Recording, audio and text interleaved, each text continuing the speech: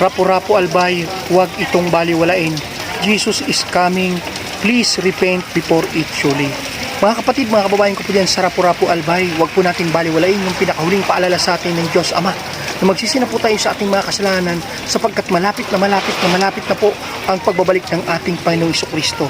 Mga kapatid, mga kababayan ko po dyan sa Rapu-Rapu, pinakita po sa akin ng Ama ang pinakaunang pintuan dyan sa Albay sa inyo. Mga kapatid, mga kababayan ko, nare-remind po tayong lahat ng ating Panginoon sa Marcos 1 verse 15 na ang takdang panahon ay kumpleto na. Malapit na po ang paghahari ng Diyos.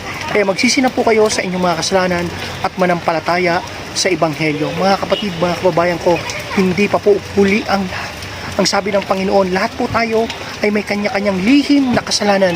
Pinapanganak pa lang po tayo ay mayroon ng kasalanan na minana, kilaanan at iba. Kaya po nire-remind po tayo na magsisi na po tayo sa ating mga kasalanan habang may panahon pa.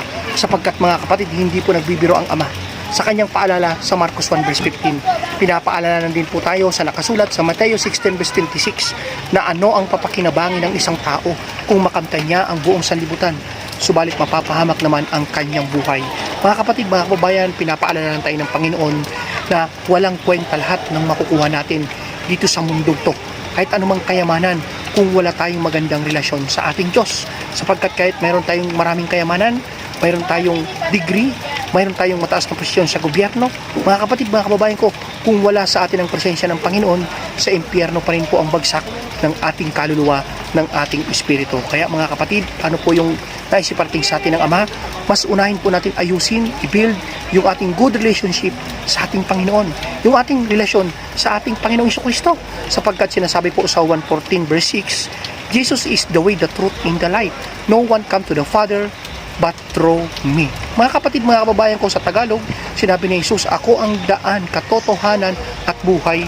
Walang sino man ang makakaparoon sa Ama kung hindi sa pamamagitan ko. Mga kapatid, mga kababayan ko, hindi ang kahit anumang kayamanan natin dito sa mundo ang makakapagligtas po sa atin sa lawa ng apoy sa impyerno. Walang iba kung hindi si Jesus Christ. Kaya mga kapatid, bago po mahuli ang lahat, habang hindi pa po tayo inaanod sa mga baha, habang hindi pa po tayo natatabunan ng lahar dahil sa pagputok ng bulkang mayon, habang hindi pa po tayo nadadaganan ng tipak ng bato, mga kapatid, mga kababayan ko, tayo pong lahat ay pinapaalalahanan ng Ama, ng ating Panginoong Jesucristo, na magsisi na po tayo sa ating mga kasalanan upang tayo ay maligtas sa lawa ng apoy sa impyerno at maranasan natin ang buhay na walang hanggan sa kaharian ng Diyos. Mga kapatid, mga kababayan, God be with us always.